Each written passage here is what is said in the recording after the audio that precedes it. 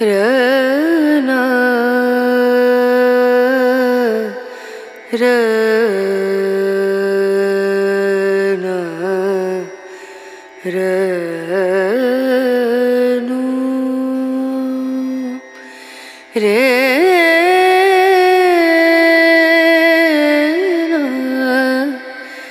రే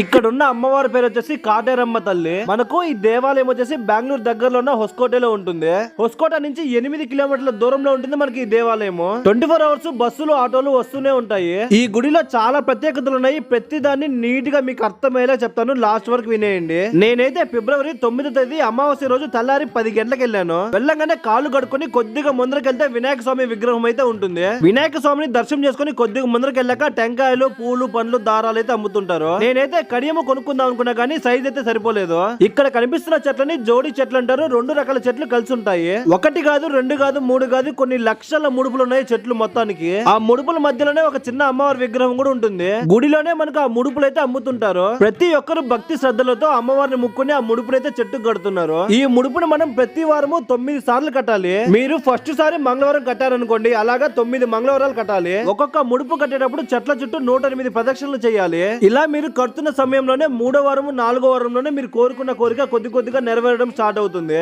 ఆ జోడి చెట్లని దాటుకొని కొద్దిగా ముందరకెళ్తే చాలా పెద్ద కాటేరమ్మ విగ్రహం కూడా ఉంటుంది. అలాగే ఈ ప్లేస్ లో ఒకరి మధ్య ఒకరికి బంధాలు గట్టిగా ఉండాలని తాళాలు కూడా వేస్తుంటారు. ఇక అలాగే అమ్మవారి దర్శనం కూడా వెళ్లిపోయాను. కాటేరమ్మని చూడడానికి 2 కళ్ళు సరిపోలేదు, అంత అద్భుతంగా ఉన్నారు. అమ్మవారి వెనక వైపు ప్రతి ఒక్కరు ఇలా కాయిన్లు పెడుతున్నారు. మనం ఏదైనా ఒక కోరిక కోరుకొని కాయిన్ ఎలా గోడ మీద పెట్టాలి. మన కోరిక తొందరలో నెరవేరబోతుందంటే ఆ కాయిన్ అయితే కింద పడదంట. నేనైతే 2 రూపాయలు కాయిన్ పెట్టాను, కిందే పడలేదు. ఈ రోజు అమావాస్య కాబట్టి రాత్రికి చాలా ఘనంగా పూజలు జరుగుతాయి.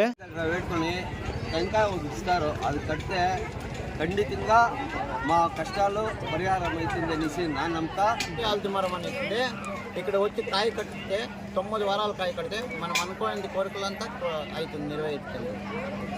అమావాస్య రోజు ఎక్కువ జనాలు వస్తారు. ఎక్కువ 1 లక్ష 2 లక్షల జనాలు వస్తారు. అదే అమ్మ ముంచేసేదాన్ని ప్రతి ఒక్కరు వస్తారు. ఇక్కడ వచ్చిన ప్రతి భక్తుని కోసం నిత్యం అన్నదానం చేస్తూనే ఉన్నారు. ఒక్కొక్కసారికి 50 కేజీల ప్రసాదం చేస్తున్నారు. 1/2 గంటలో అయిపోతుంది. ఇక తెల్లారి కంటే రాత్రిపూట భక్తులు అయితే ఇంకా చాలా ఎక్కువ అయిపోయినారు. తెల్లారిపూట పెద్దగా అనిపించలేదు కానీ రాత్రిపూట ఇన్ని ముడుపులు చూసేటప్పుడు నాకైతే భయం అనిపించింది. తెల్లారి వరకు భక్తులు ఇలా ముడుపులు అమ్మవారికి కడుతూనే ఉంటారు. అమావాస్య రోజు పౌర్ణమి రోజు అమ్మవారి దగ్గర వాగ్దానం చెప్పిస్తారు. ఈ సమయంలో భక్తులు అయితే ఇంకా ఎక్కువగా ఉంటారు. ఈ రోజు ఎలాగో అమావాస్య కాబట్టి ఈ రోజు రాత్రికి అమ్మవారి దగ్గర వాగ్దానం చెప్పిస్తారు. ఎవరైతే అమ్మవారికి వాళ్ళ కష్టం చెప్పుకుని అది తీరుతుందా తీరదని అడగాలనుకున్న వాళ్ళు 1000 రూపాయలు పెట్టి టోకెన్ తీసుకోవాలి. అలా టోకెన్ తీసుకున్న ప్రతి ఒక్కరిని ఈ హోమం దగ్గర కూర్చోబెడతారు. ఈ హోమం ప్రత్యేకత ఏంటంటే ఈ హోమాన్ని ఎన్ని మెరకలతో వెలిగిస్తారో అసలు ఘాట్ అనేదే రాదు. కొన్ని వందల మంది భక్తులు ఉన్నారు, ఎవరు దగ్గన కూడా తగ్గట్లేదు, నాకు కూడా దగ్గే రాలేదు. అలా కొంచెం హోమాన్ని చూసేసి ఏమైనా తిన్నామని చెప్పేసి బయటకు వచ్చాము. బయటైతే తినడానికి చాలా రకాల షాపులు ఉన్నాయి. తిండికైతే భయపడాల్సిన అవసరమే లేదు.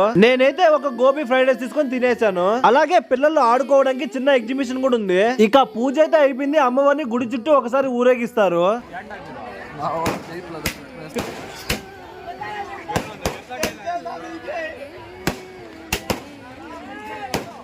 ఇప్పటి నుంచి మొదలవుతుంది అనమాట అమ్మవారి దగ్గర వాగ్దానం చెప్పించడము. టోకన్ ప్రకారంగా ఒకరి తర్వాత ఒకరిని పిలుస్తూ ఉంటారు. వాళ్ళు వచ్చి వాళ్ళకున్న కష్టాన్ని చెప్పారంటే ఈ స్వామి అమ్మవారికి చెప్తారు.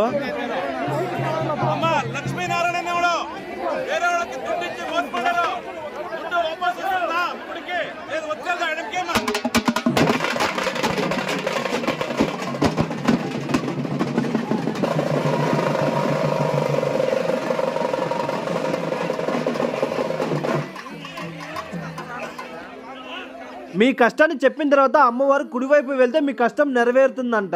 అదే గాని అమ్మవారు ఎడమ వైపు వెళ్తే మీ కష్టం ఎప్పటికీ నెరవేరదని అర్థం అంట. ఇక్కడ ఉన్న ప్రతి ఒక్కరు ఈ పద్ధతిని నమ్ముతున్నారు. కొన్ని వందల మంది ఇలాగ అమ్మవారి దగ్గర వాగ్దానం చెప్పించుకుంటున్నారు. రాత్రి 10 గంటలకు స్టార్ట్ అయింది, తెల్లారి 3 గంటల వరకు ఇలా జరుగుతూనే ఉంది. మనం కాటేరమ్మని ఎంత భక్తి శ్రద్ధలతో కొలుస్తామో అంత తొందరగా మన కోరిక నెరవేరుతుందని ఇక్కడ ఉన్న ప్రతి ఒక్కరు చెప్తున్నారు.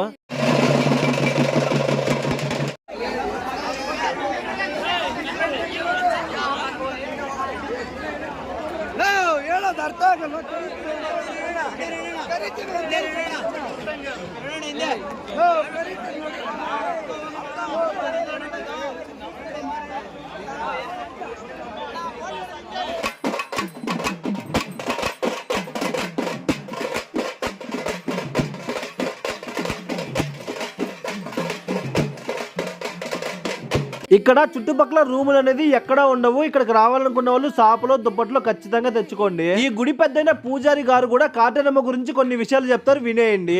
ప్రతి అమావాస రోజు ఈ ఒక క్షేత్రంలో మహాప్రత్యంగిరి యాగం నడుస్తుంది.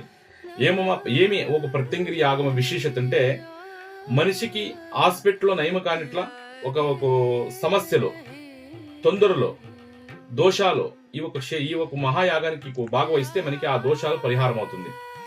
ఏదప్ప దోషాలంటే నరదృష్టి, నరఘోష, వామాచారము, భూత ప్రేత బాధలు, శత్రువుల బాధలు, హితశత్రువుల బాధలు, ఆరోగ్యంలో తొందరలు, వ్యవహారంలో తొందరలు, పిల్లలు కానిట్ల పెళ్లి కానిట్ల వాళ్ళకి ఒక్కటి కాదు, మానవ జన్మలో ఉన్నట్ల అన్ని సమస్యలకును ఈ ఒక క్షేత్రంలో పరిహారం దొరుకుతుంది.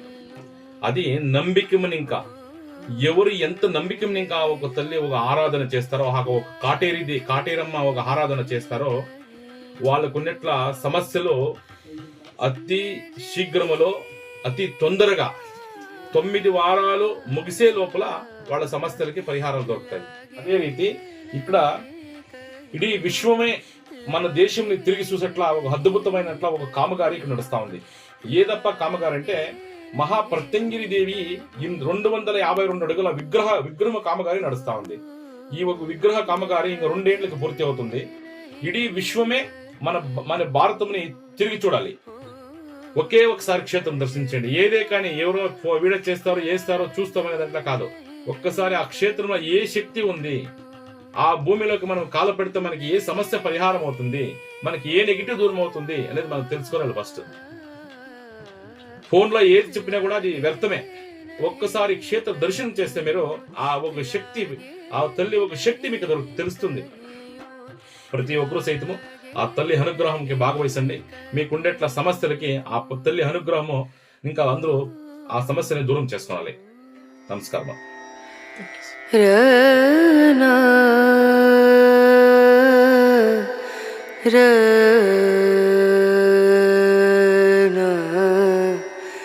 ర